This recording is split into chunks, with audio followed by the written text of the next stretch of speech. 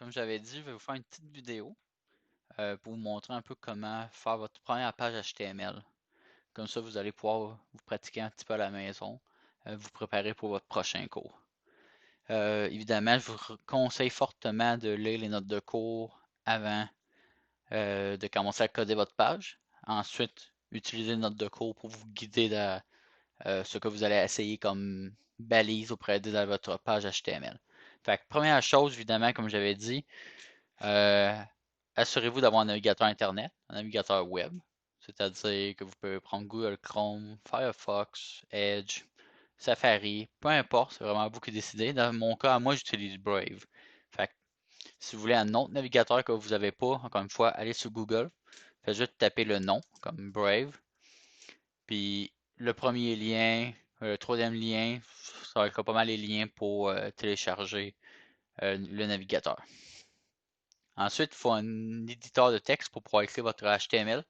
Comme j'ai dit, je recommande fortement Visual Studio Code pour pouvoir suivre ce que je fais plus facilement. Et aussi, il y a beaucoup d'extensions de base dans l'éditeur qui va vous aider à mieux écrire du HTML, à éviter des erreurs. Mais si vous voulez, vous pouvez prendre aussi Sublime Text, Atom, ça fait la job, il n'y a vraiment pas de problème. Comme exemple, Visual Studio Code.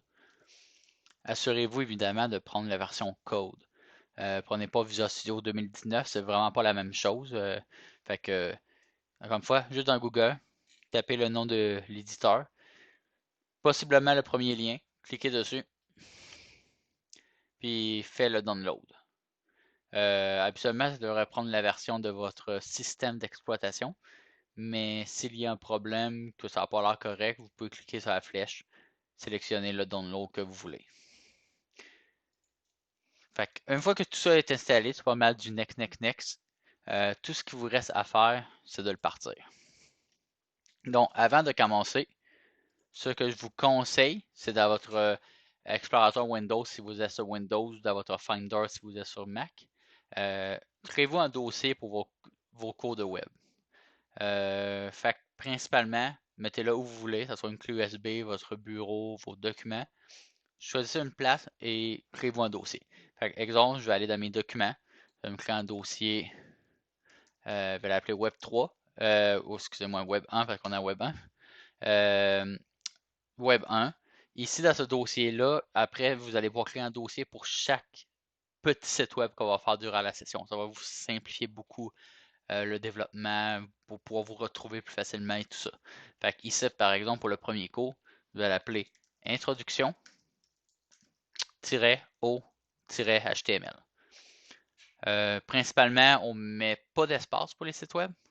On va en revoir ça plus en détail durant le cours, mais pour éviter des problèmes, essayez de mettre des tirets au lieu des espaces. Ça va être plus simple pour la suite.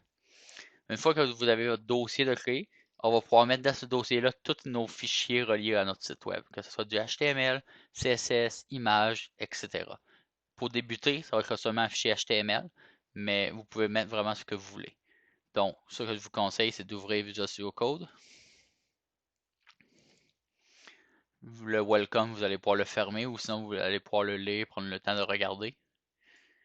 Ce que vous allez faire, vous allez dans le fichier File. Vous allez avoir sur le Mac l'option de Open, ouvrir. Si vous êtes sur Windows, vous allez avoir l'option en deux. Vous allez avoir le ouvrir fichier, ouvrir dossier ou répertoire, dépendamment de la traduction qu'ils ont pris. Vous voulez faire ouvrir un dossier. Fait que dans le cas du Mac, vous faites juste ouvrir. Vous allez aller dans votre explorateur Windows à la place que vous avez sauvegardé votre dossier, document, Web 1, introduction au HTML. Vous allez cliquer dessus, vous allez faire ouvrir. Ce que ça va faire, c'est que ici à gauche, vous allez voir que dans mon explorateur de Visual Studio Code, je peux fermer le welcome évidemment, j'ai tous les fichiers qui sont dans ce dossier-là qui va être affiché. Ça va m'aider pour l'autocomplete, des fonctionnalités utiles comme ça, plus qu'on va avancer. Mais pour le moment, j'ai rien. Vous pouvez juste cliquer sur le petit icône ici qui va faire un New File pour créer un nouveau fichier. Qui est important que ce soit en .html. On va parler des extensions au prochain cours, mais principalement index.html. C'est ce que vous voulez. Il devrait y avoir aussi un petit symbole qui apparaît à côté pour vous montrer que l'extension est correcte. Index, c'est habituellement le nom par défaut qu'on donne aux pages web. Fait qu'on utilise ça vraiment pour indiquer que c'est la page d'accueil sur votre site web. Dans ce cas-là, c'est juste un fichier HTML, mais ça va être comme la page d'accueil de votre fichier HTML qu'on va utiliser pour introduire le HTML. Évidemment, ce que je vous conseille de faire, c'est de vous baser sur les notes de code que je vous ai données pour écrire le HTML qui est dans les notes de code, mais de ne pas copier le code. L'idée, c'est de s'habituer à écrire du HTML, de voir les erreurs possibles à faire. Comme ça, vous allez mieux vous habituer principalement.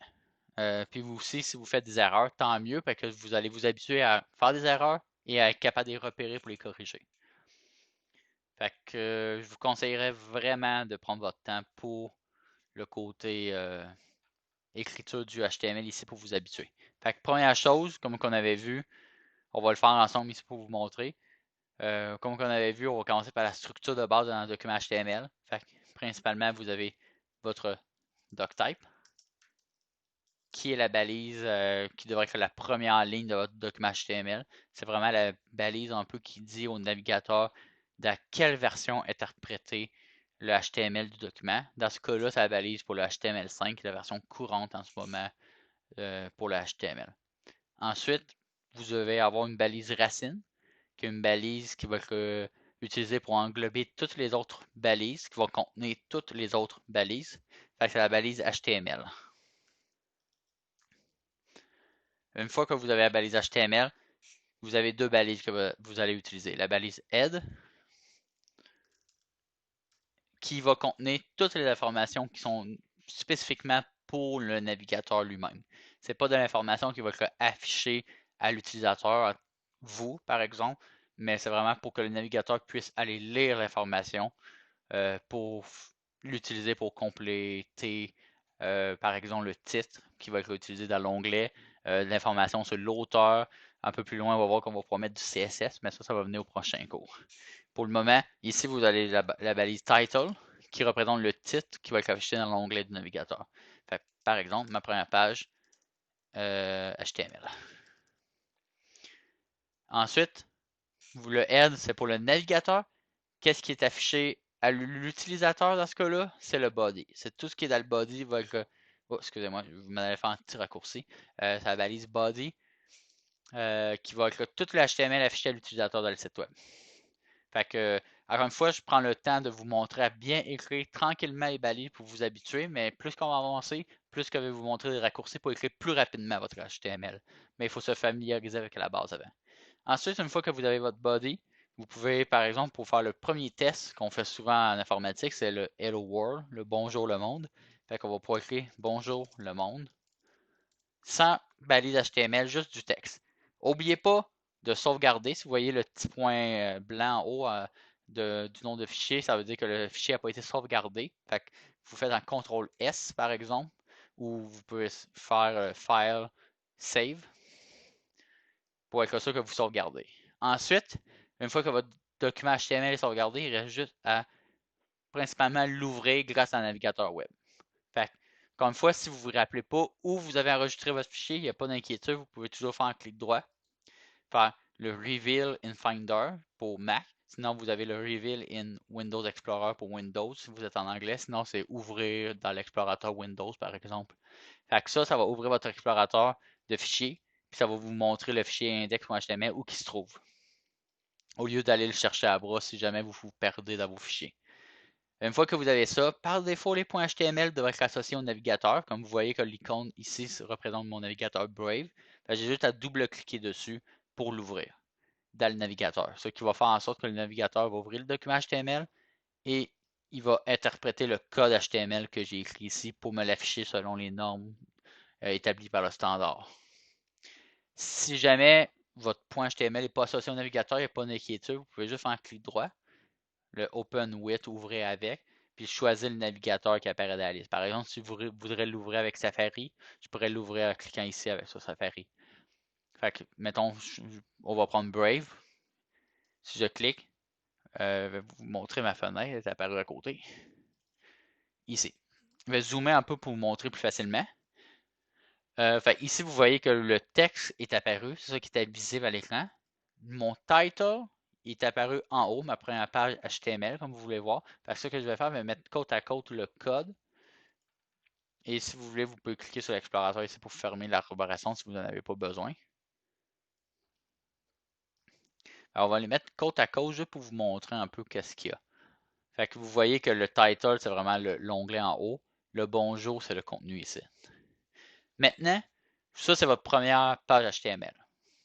Une fois que vous avez ça, la prochaine étape serait d'expérimenter un peu les balises, un peu de base qu'on a vu. Juste pour voir le résultat, être sûr que vous habituez à syntaxe, vous voyez comment ça se comporte. Fait que, par exemple, si j'efface tout ça, si je clique sur le H1, désolé, pas cliquer sur le H1, mais écrire le H1. Ça, H1, on avait vu, c'est en titre. C'est en heading. Fait que c'est un titre, dans ce cas-là, de niveau 1. Fait que c'est le plus gros titre possible. Fait que, par exemple, mon premier titre. Si vous voulez, on peut aussi directement mettre un deuxième titre après pour tester la grosseur. Mettons le H2, parce que les titres vont de H1 jusqu'à H6 pour les différents niveaux de titres, pour l'importance. Fait que, mettons, si on fait H2, mon deuxième titre, pour l'instant, le contenu, c'est vraiment pas ça qui est important. Ce qui est vraiment important, c'est de s'amuser avec le HTML, de voir le comportement dans le navigateur. Par exemple, j'ai mis ces deux-là, je sauvegarde mon fichier. Maintenant, je peux aller dans mon navigateur puis faire mon refresh en cliquant sur le bouton ici pour recharger la page pour avoir la dernière version. Sinon, vous pouvez aussi faire le raccourci CTRL-R pour faire un refresh plus rapidement grâce au raccourci. Si vous regardez, j'ai mon premier titre. N'oubliez pas que là, je suis zoomé par défaut. Mettons, si je dézoome, c'est pas aussi gros, mais vous voyez que le premier titre est quand même plus gros que le deuxième titre parce qu'il y a plus d'importance.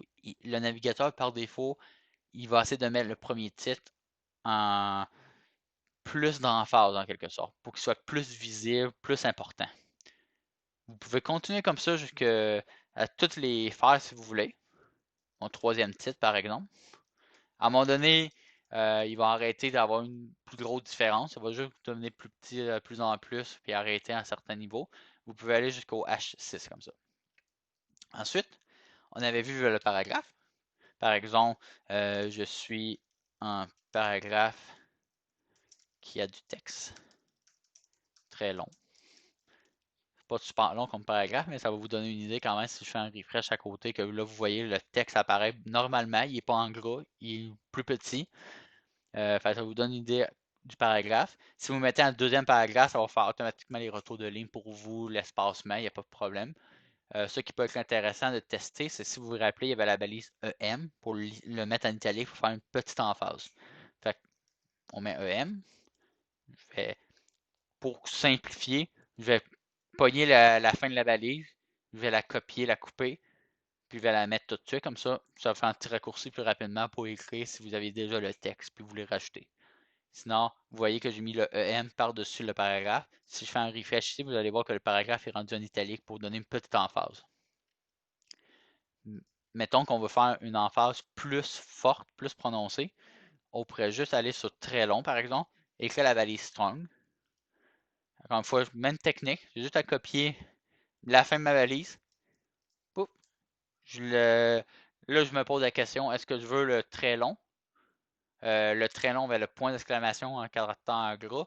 Fait que c'est à vous de décider. Dans ce cas-là, pour l'exemple, je vais mettre le point d'exclamation en gras. Puis si vous voyez ici, après avoir sauvegardé, on fait un refresh. Maintenant, le très long, il est en caractère gras. Fait qu'on fait une forte emphase ici.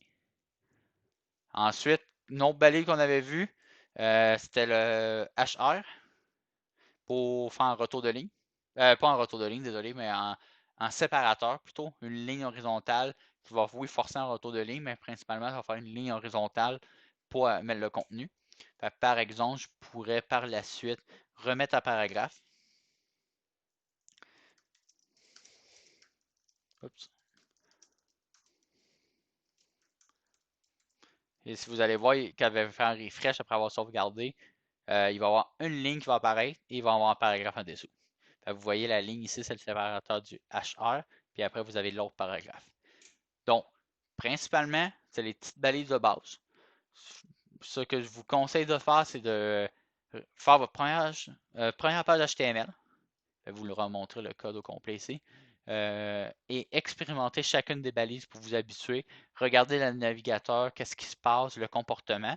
Comme ça, au prochain cours, on va pouvoir commencer plus en détail à rajouter de nouvelles balises, à rajouter du style visuel pour que ce soit plus beau, puis commencer à faire des pages un peu plus complètes. Fait que sur ça, n'hésitez pas à m'écrire s'il y a des problèmes. Sinon, encore une fois, n'oubliez pas de les consulter notre cours pour plus de détails sur qu'est-ce qu'on avait vu dans notre cours. Merci.